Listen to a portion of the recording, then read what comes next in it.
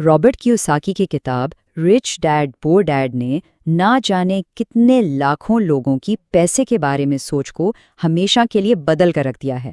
تو چلیے اس کے بنیادی اسباق میں گہرائی تک جاتے ہیں اور دیکھتے ہیں کہ آخر اس میں ایسا کیا ہے۔ ذرا سوچئے، سال ہے 1985۔ رابرٹ کیوساکی اور ان کی اہلیہ بے گھر ہیں اور ایک پرانی ٹویوٹا گاڑی میں گزر بسر کر رہے ہیں، لیکن صرف 4 سال بعد 1989 تک وہ خود سے بنے ہوئے کروڑ پتی ہیں۔ تو سوال یہ ہے کہ آخر یہ ہوا کیسے؟ یہ ناقابل یقین تبدیلی کیسے ممکن ہوئی؟ اس کا جواب 2 بالکل مختلف والدوں سے ملنے والے مشوروں میں چھپا ہے، اور یہی وہ کہانی ہے جو اس کتاب کی بنیاد ہے۔ ایک طرف تھے رابرٹ کے اپنے والد، جنہیں وہ غریب والد یا پور ڈیڈ کہتے ہیں۔ وہ بہت پڑھے لکھے تھے، PhD ہولڈر تھے، لیکن ساری زندگی مالی طور پر پریشان رہے۔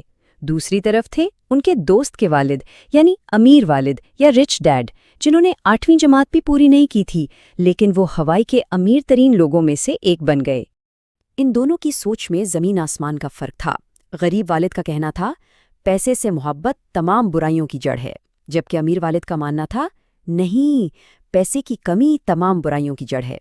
یہ صرف الفاظ نہیں تھے، یہ زندگی کو دیکھنے اور گزارنے کے 2 بالکل مختلف انداز تھے۔ اور یہ فرق ان کے کیریئر کے مشوروں میں صاف نظر آتا تھا۔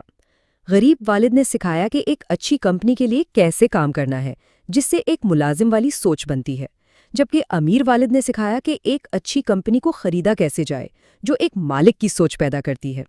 ایک راستہ مالی تحفظ کا تھا اور دوسرا مالی آزادی کا۔ تو اس سب کا اہم نقطہ کیا ہے؟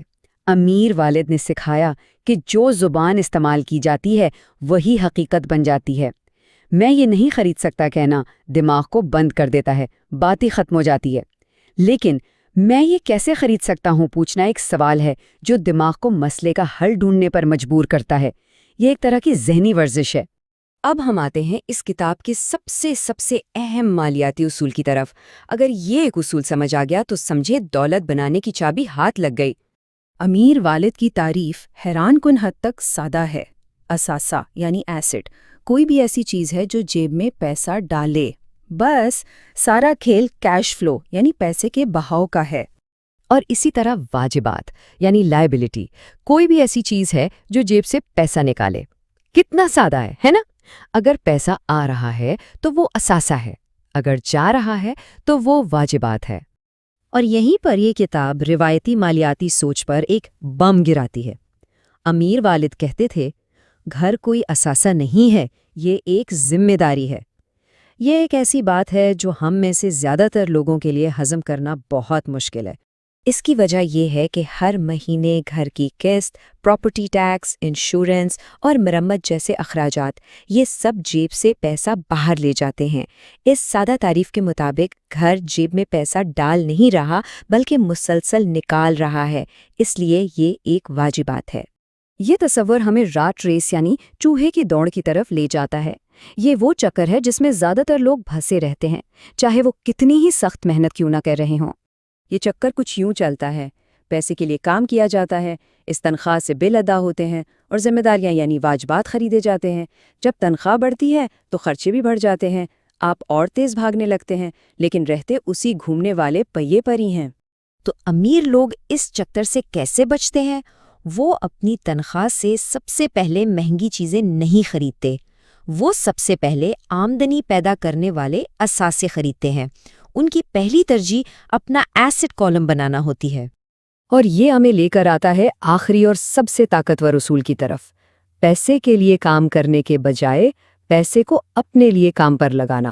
تو حقیقی اثاثے کیا ہیں؟ یہ وہ چیزیں ہیں جو کسی کے لیے تب بھی آمدنی پیدا کرتی ہیں جب وہ کام نہ کر رہا ہو، جیسے کرائے پر دی گئی جائیداد، سٹاکس سے ملنے والے منافع، یا ایسا کاروبار جس میں ہر وقت موجود رہنا ضروری نہ ہو۔ یہاں پیسہ آپ کا ملازم بن جاتا ہے جو دن رات آپ کے لیے کام کرتا ہے۔ یہی اس کتاب کا مرکزی خیال ہے۔ غریب اور متوسط طبقہ پیسے کے لیے کام کرتا ہے، امیروں کے لیے پیسہ کام کرتا ہے۔ یہ ان کی مالی حکمت عملیوں کے درمیان سب سے بڑا اور بنیادی فرق ہے۔ ساری بات ذہنیت بدلنے کی ہے، اپنی توجہ تنخواہ سے ہٹا کر اثاثوں پر مرکوز کرنے کی۔ یہ کتاب دولت کی تعریف بھی بدل دیتی ہے۔ دولت بینک میں موجود رقم نہیں ہے، نہیں، دولت کا اصل پیمانہ ہے وقت۔ اگر آج کام کرنا چھوڑ دیا جائے تو کوئی کتنے دن زندہ رہ سکتا ہے؟ یہی اصل مالی آزادی ہے۔ تو آخر میں یہ ایک سوال چھوڑ جاتی ہے جس پر غور کرنا بہت ضروری ہے۔ کسی کی محنت کی کمائی ہر مہینے کہاں جاتی ہے؟ کیا وہ مزید اثاثے بنا رہی ہے یا صرف ذمہ داریوں کی قسطیں ادا کر رہی ہے؟ کسی کا پیسہ اس کے اپنے مستقبل کے بارے میں کیا کہانی سنا رہا ہے؟